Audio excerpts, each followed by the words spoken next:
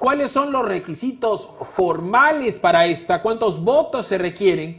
Y después le pregunto sobre el fondo del asunto, porque entre otras cosas el Tribunal Constitucional el día de mañana podría dar una interpretación de qué cosa es moral o inmoral. Lo escuchamos con atención, doctor Quiroga. Sí, bueno, nuevamente se ha presentado una moción de vacancia. Lo que requiere el reglamento del Congreso es que tenga 26 firmas y ya las han presentado. Y luego de eso, una vez que se apruebe la admisión de esta moción de vacancia, el Congreso tiene que señalar fecha para la presentación del presidente y su abogado personal en un plazo no menor a 3 días ni mayor a 10 días, a menos que en la sesión plenaria del Congreso, en donde se apruebe esto, hubieran 108 votos por la vacancia, en cuyo caso, dice el reglamento del Congreso, podría ser fulminada en ese mismo acto. Pero en verdad no parece que hubiesen los votos ni para la vacancia fulminante ni para el fondo de la vacancia. Lo que creo que va a haber es nuevamente la representación de esta defensa, en la que nuevamente no se sabe si irá o no irá el presidente Vizcarra, o si irá solamente su abogado, no irá nadie, y luego de eso, con eso votará esta segunda vacancia, donde parece ser que tampoco hay los votos suficientes, porque se requieren 87 votos para declarar la vacancia. Pero sí va a ser un ejercicio que va a ir minando la legitimidad y la imagen del presidente Vizcarra. Las alegaciones en este caso son mucho más graves que las anteriores del caso de Richard Swing. Hay acusaciones duras y maduras sobre sobornos directos, cohecho. Hay 5 colaboradores eficaces o aspirantes a colaboradores eficaces que han hecho lo mismo. Bajo esa misma circunstancia y con esa misma característica de aspirantes a colaboradores eficaces, mucha gente ha sido detenida, procesada, y se ha construido el caso Lavajato. El presidente lo que ha dicho hasta ahora es que es un cargamontón de Club de la Construcción, de sus enemigos políticos, por demostrarle aquello que él ha hecho de manera eficiente, que es la lucha contra la corrupción, es lo que él dice. Y la propia prensa, que antes le apoyaba de manera incondicional, pues hoy día ya no tiene ese apoyo mismo incondicional, porque ha logrado la magia de ponerse en contra del Ministerio Público, ¿no?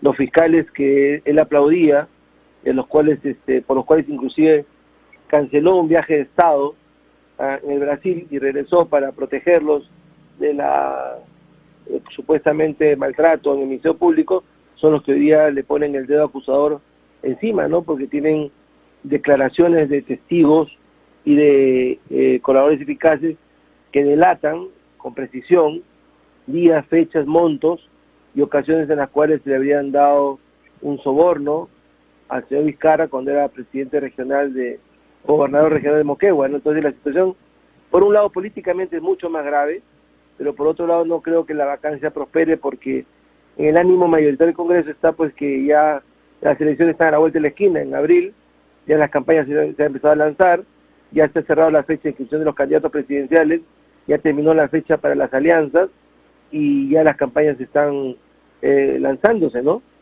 Entonces, ¿para qué alterar ese tema o una situación más complicada como una vacancia y un presidente transitorio, cuando el próximo año tendría que Vizcarra ceder el mando a quien sea electo por nosotros en abril del próximo año? Lo que no se sabe es qué cosa va a hacer hasta entonces, ¿no? Lo que no se sabe es cuál va a ser su actitud de defensa, si realmente va a lograr manipular las pruebas o manipular el proceso para favorecerse, o si finalmente esperará tranquilo en su casa, como Mala o como Kuczynski, a que el 29 de julio llegue a la justicia y lo procese como lo tiene que procesar, por actos que son anteriores a su mandato como presidente y por lo tanto no están protegidas por el antejuicio constitucional. Entonces el panorama político y de legitimidad del presidente es muy complicado, aunque no creo que prospere esta vacancia, ¿no? A ver, hablando del tema de la Junta de Portavoces que se está realizando en este momento. A ver, cuando menos ya acordaron lo siguiente. La Junta de Portavoces acordó que el debate y votación de la admisión a trámite del pedido de vacancia se realice tras la semana de representación, es decir, a comienzos de noviembre. Hoy se dará cuenta de la moción. Este es el paso a paso, es lo que se informa. Quiere decir que hoy, no se completa esta escena de este drama sino que tendremos que esperar unos días más para ver si se juntan los votos suficientes para que el presidente vaya al Congreso. No, la moción ya está presentada, tiene que ser aprobada por un pleno que lo están difiriendo para la primera semana de enero, según usted da cuenta. Eso significa que va a haber una suerte de muerte lenta o de agonía hasta entonces para ver si se admite la moción y se cita al presidente para la defensa que tiene que hacer.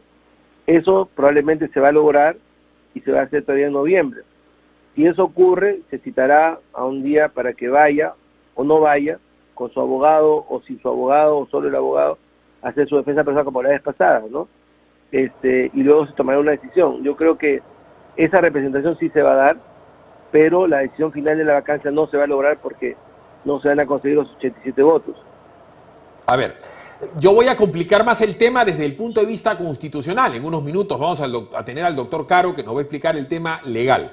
Pero acá le hago la complejidad al profesor de Derecho Constitucional Aníbal Quiroga.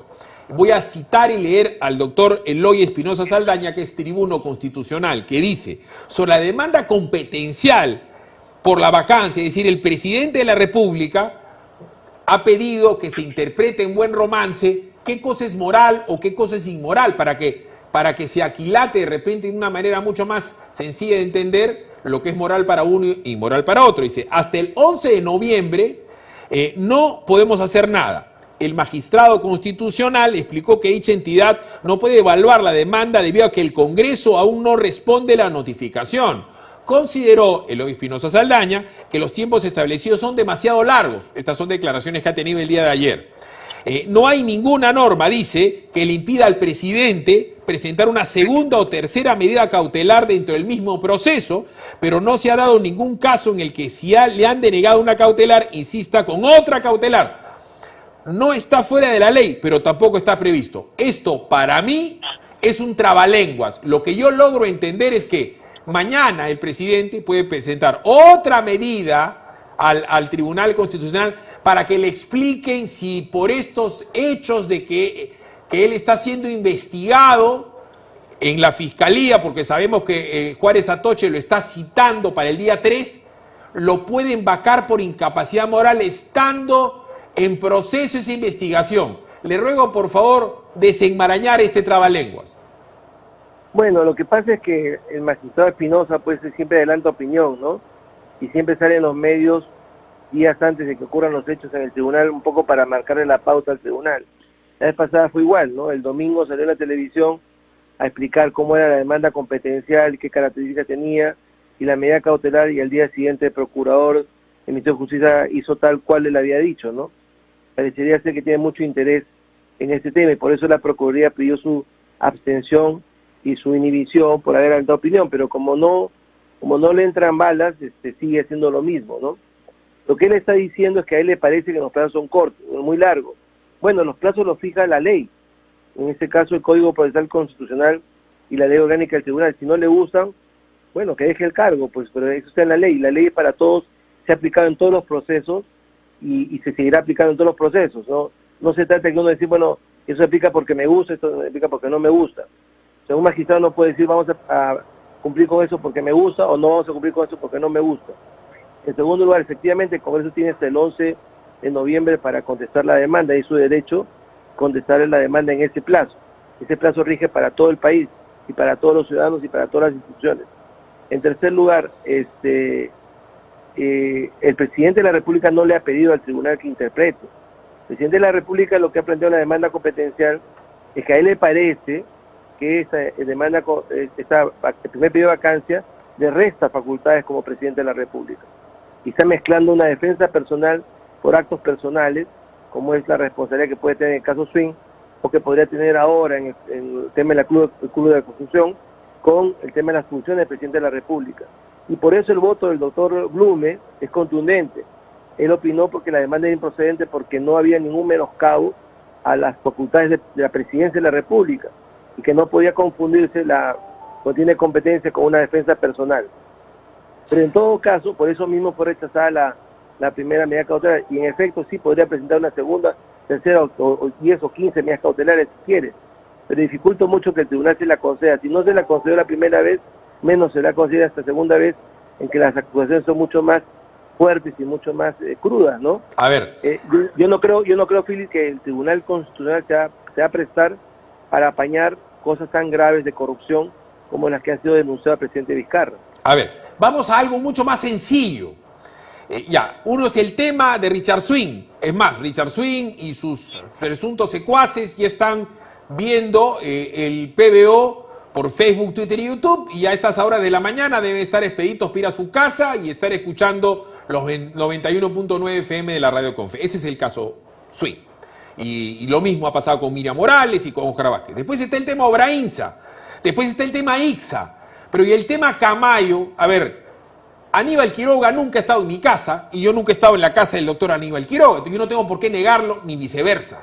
El presidente ha negado por calles y plazas una y mil veces las reuniones con Camayo. Las reuniones con Camayo y los cuellos blancos han terminado en la dinamitada del Consejo Nacional de la Magistratura, hoy JNJ, han sido después gatilladores de una persecución judicial y política para con Chávarri, y el presidente ha negado relación alguna con Camayo, y resulta que no solamente está la foto 1 en el country, la foto 2 en la casa de Camayo, sino hay 4 visitas de Camayo de la mano del congresista Antonio, hoy congresista de la República, firmante de la moción de vacancia, ingresando al despacho de Martín Vizcarra. O sea, esa es una prueba absolutamente ya más contundente que la foto. Entonces, el presidente podría también, a ese respecto, presentar una cautelar y decir, eso también está en investigación, pese a que es prácticamente flagrancia.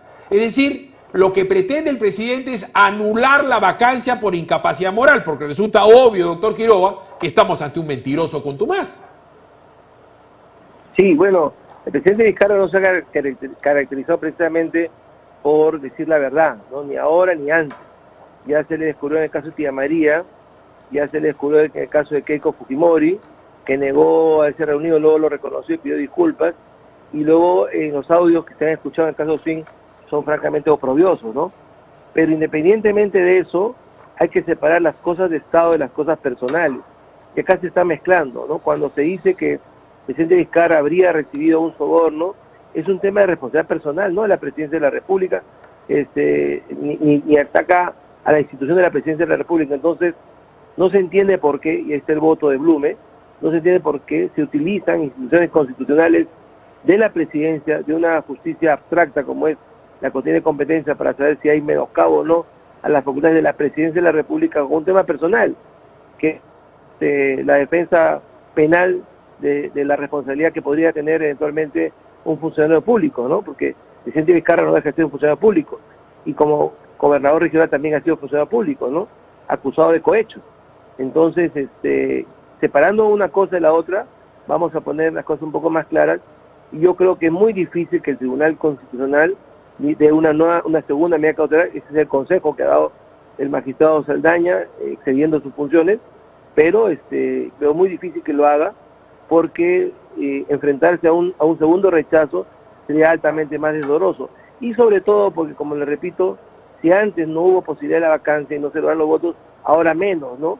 No porque los hechos no sean graves, sino porque no califica una incapacidad moral permanente, que es una norma abierta, sino porque al país no le convendría una situación, una definición dramática, ¿no? Quirúrgica, de esa manera, teniendo las elecciones a la vuelta de la esquina y teniendo un recambio constitucional. Yo creo que más bien, en medio de la pandemia, yo creo que más bien un cambio constitucional en ese momento pondría en peligro las elecciones y pondría en peligro la alternancia de gobierno que debe darse el próximo año. A ver, cambiemos de tema, aunque no sé si es cambiar de tema al fin y al cabo. El Partido Morado está intentando hacer un cambio normativo en el sentido de ponerle al presidente saliente, independientemente del nombre de él, el impedimento de salir del país en los próximos 6 meses a partir del 29 de julio, de cuando este señor X, Y o Z deja el Palacio de Gobierno. Esto a mí me parece dable, yo daría un año, pero si realmente lo que quiero es buscar la justicia para con las actividades presidenciales, deberíamos ver la figura del juicio de residencia, es decir, eliminar el antejuicio político en el Congreso y ver la posibilidad de que el fiscal de la nación, sea quien fuere, acuse al presidente saliente, sea quien fuere, frente al órgano jurisdiccional competente, que sería la Corte Suprema, y ahí se acumulen, ¿no es cierto?, los juicios gravísimos que la gente quiere por el fondo del presidente. Recordemos el caso de García. Se gastó muchísimo tiempo en algo muy parecido a un antejuicio político, que fue la comisión investigadora del congresista Tejada, que llegó a la conclusión de que Alan García tenía el suficiente patrimonio legal como para tener hasta ahorros. En el actual caso, para ejemplificar, Vizcarra, una vez que termine su mandato, se iría a su casa, le podrían poner un impedimento de salida o inclusive un arresto domiciliario por los hechos previos a su mandato. Yo quiero hablar en abstracto con respecto al juicio de residencia y esta idea del Partido Morado. ¿Cuál es su opinión? Bueno, el juicio de residencia es una institución muy antigua, ¿no? Viene de la época de los virreyes, ¿no? Yo no sería partidario de eso. Yo creo que hoy en día es muy difícil escapar de la justicia. La única alternativa viable sería, en teoría, un asilo, ¿no? Pero los países ya no se comprometen con temas de corrupción.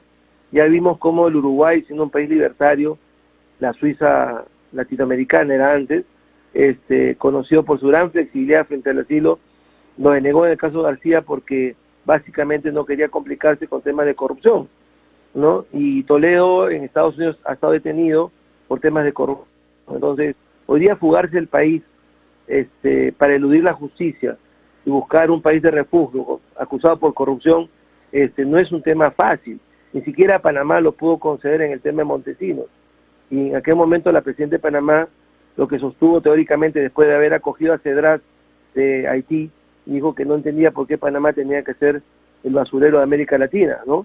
Entonces, la única posibilidad que yo vería, aparte de la manipulación de los jueces y fiscales en el proceso desde el poder, que siempre se puede hacer, y hemos visto además que en los audios hasta tratando de manipular medios probatorios, que han sido exhibidos ayer justamente en la solicitud de prisión preventiva de algunas personas, es que busque un asilo y encontrar un país que quiera asilar a una persona que está siendo acusada por corrupción.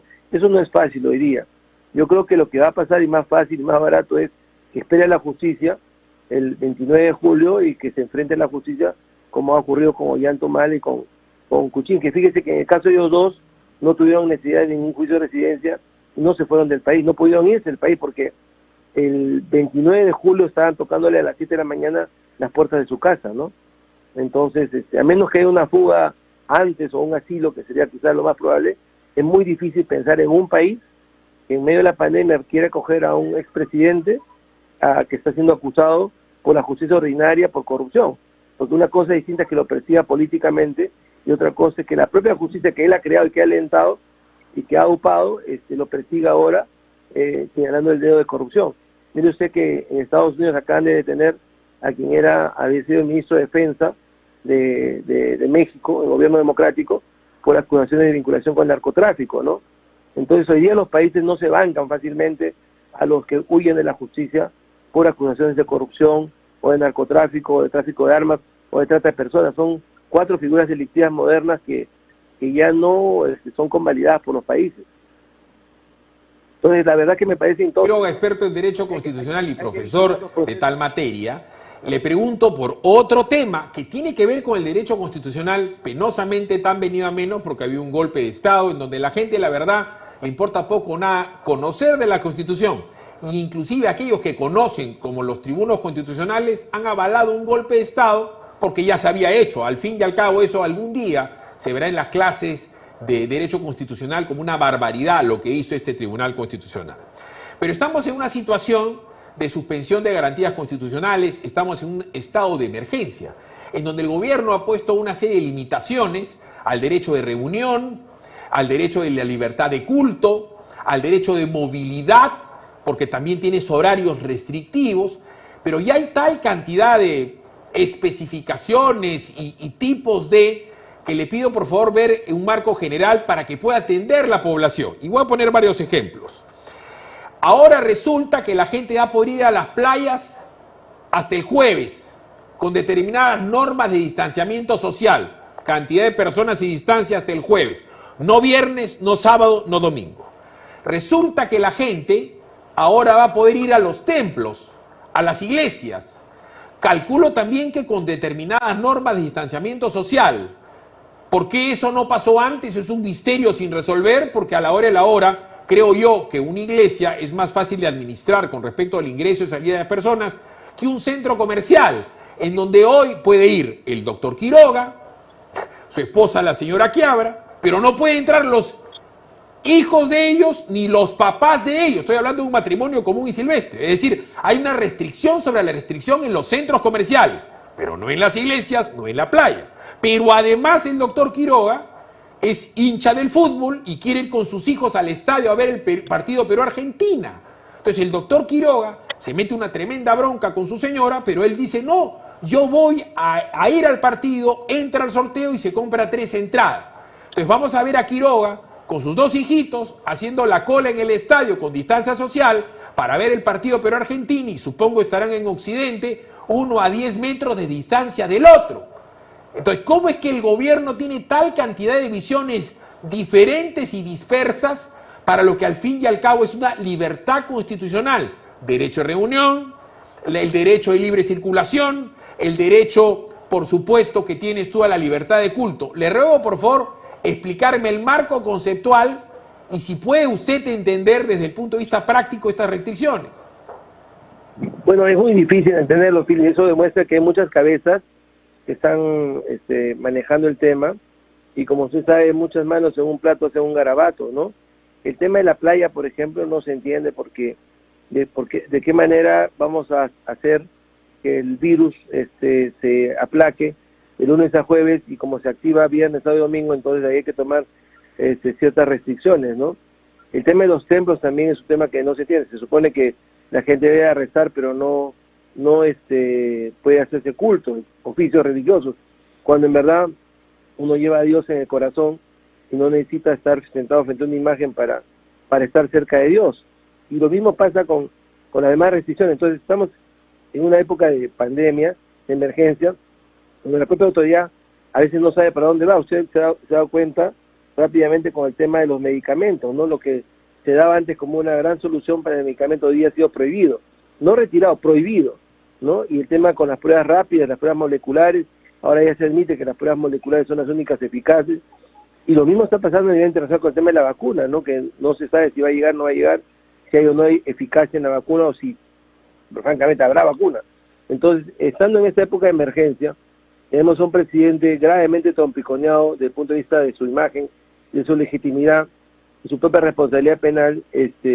No se sabe de alguna manera, como diría en el chiste popular, quién es el piloto, ¿no? Entonces salen disposiciones disparatadas como gente sí, pero carros no, como si el vehículo fuera un vector de contagio, y como si el agua de mar fuera un vector de contagio. Sí puedes jugar en la playa, pero no te puedes bañar. Cuando yo entiendo que el agua de mar no es un vehículo de contagio para la pandemia que estamos sufriendo. Entonces, hay un gran desgobierno que se manifiesta en esta serie de normas alteradas y normas contradictorias en muchos casos, donde cada uno jala para su lado y cada uno habla más o menos de lo que puede y de lo que cree que sabe. Pero hay ciertamente, como usted lo relata bien, disposiciones contradictorias y a veces que no tienen mucho sentido, ¿no? Obvio, o sea, puedes ir a un parque, o sea, el doctor Aníbal Quiroga puede salir con su esposa, con sus hijos en bicicleta a un parque, pero no puede ir a la playa. Pero además, por dar un ejemplo, en el tema sacramental ha habido desgracias familiares, 80.000 muertos, muchos ocultados por el gobierno. Ok, no puedes hacer, desgraciadamente, la misa de cuerpo presente para el difunto, pero la misa del mes, ¿cuánta gente puede ir a la misa del mes del abuelito, de la abuelita, del papá, la mamá o el hijo? 15 personas, 20 personas. ¿Por qué no puede haber misa del mes? O por dar otro ejemplo, los bautismos. Todo el mundo sabe que el bautismo va el niñito, el papá, la mamá, los padrinos y los más cercanos. O sea, un bautismo pues del niño con la familia más grande que hay son 30 personas, y por supuesto se podía hacer eso. O las bodas de plata, las bodas de oro, las bodas de diamante. La gente quiere expresar su fe y puede ir a una iglesia. Eso no se ha podido durante los últimos meses. Y sin ninguna razón ahora nos dicen que ya se puede. Sí, pues, y al lado de eso, con otra mano estamos teniendo que era la ola de rebrote que ha habido en España, en Francia, en Alemania. Entonces, la verdad es que no se entiende. ¿Para qué ir a eso? Para lograr luego ir a otro cierre o confinamiento absoluto, ¿no? Como está ocurriendo ahorita mismo en Francia y en España. Entonces, como les repito, yo creo que hay muchas cabezas en el tema porque la cabeza principal está en otra cosa. Cualquier persona puede entender con facilidad que si una persona soporta acusaciones tan graves como de colusión, de alterar pruebas y ahora de sobornos, su cabeza está pensando más en cómo defenderse, en cómo ocultar eso, cómo tapar eso, cómo salir bien librado de eso antes que manejar el país, ¿no? Por eso es que el artículo 117 protege al presidente de la República, justamente por eso. Y ese efecto lo estamos viendo ahora. Y la pregunta sería cuánto tiempo dedica el presidente a presidir el país, a manejar el país, y cuánto tiempo dedica a salvar su defensa personal. Ese es el problema, ¿no? Correcto. Por eso es que el 117 tiene esa garantía que en este caso pues no se va a cumplir en el tema de la investigación de Juárez Atoche y tendrá que enfrentarla, soportar. Vamos a ver si va a asistir o no va a asistir a la citación a la que ha sido invitado por el fiscal y cuál va a ser el desarrollo del tema. Pero esto va a ser una telenovela de agonía, de citaciones judiciales, fiscales y congresales hasta el final hasta que llegue el mes de abril y las elecciones, ¿no? Lo que tenemos que garantizar ahora es que efectivamente las elecciones sean limpias, democráticas, neutrales y transparentes, para que se elija a la mejor persona para el próximo gobierno, cambiar de gobierno y darle vuelta a la página, ¿no? Pero qué difícil va a ser la página de usted, que es abogado experto en derecho constitucional y docente, explicar un derecho que ha sido destrozado por el gobierno, por congresistas y por el Tribunal Constitucional. Qué difícil va a ser para los abogados penalistas explicar el Código Penal que ha sido tirado al piso con toda esta cuestión de las prisiones preventivas. Qué feo trabajo, me va a disculpar, doctor, le queda para usted en el futuro. Ha sido en todo caso muy amable con nosotros. No, ese trabajo que nos corresponde, y yo en ese sentido quiero ser consecuente y decir que me parece bien que ayer no se ha dictado la prisión preventiva porque era innecesaria. Si las personas no van a fugar y van a afrontar la justicia, no tienen por qué ir a la cárcel. No tenían que ir las anteriores y no tienen que ir las de anoche, no porque uno no concuerde con ellas o porque estén en la otra orilla, a ellos sí les corresponde la prisión. La prisión preventiva es una excepcionalidad cuando hay peligro real de obstrucción a la justicia y peligro de fuga. Si no lo hay, pues a nadie, ni a Juan, ni a Pedro, ni a María, ni a Susana, ni al amarillo, ni al blanco, ni al negro, ni al rojo, ni al rosado le corresponde la prisión preventiva, sino afrontar el proceso en libertad, que es lo que dice la Constitución. Si te gustó este video, ya sabes, dale like y únete a nuestra inmensa comunidad en el PBO Digital de nuestro Facebook. Mueve la campanita, suscríbete en la página del PBO Digital de YouTube. Y por supuesto, comenta y comparte en nuestro @PBO Digital vía Twitter. Con Centenario, ahora comprar tu lote en el Sur Chico es facilote. Ya lanzamos nuestro nuevo proyecto de urbanización, Loma Bonita, ubicado en el kilómetro 50.5 de la Panamericana Sur. Compra tu lote sin inicial y hasta 12 meses sin intereses. Solo necesitas tu DNI, un recibo de agua o luz y listo. Sin evaluación crediticia y hasta 15 años para pagar. Para mayor información, contáctanos al 01-616-9009 o visita www.terreno.pe. Centenario, más de 90 años haciendo propietarios más fácil.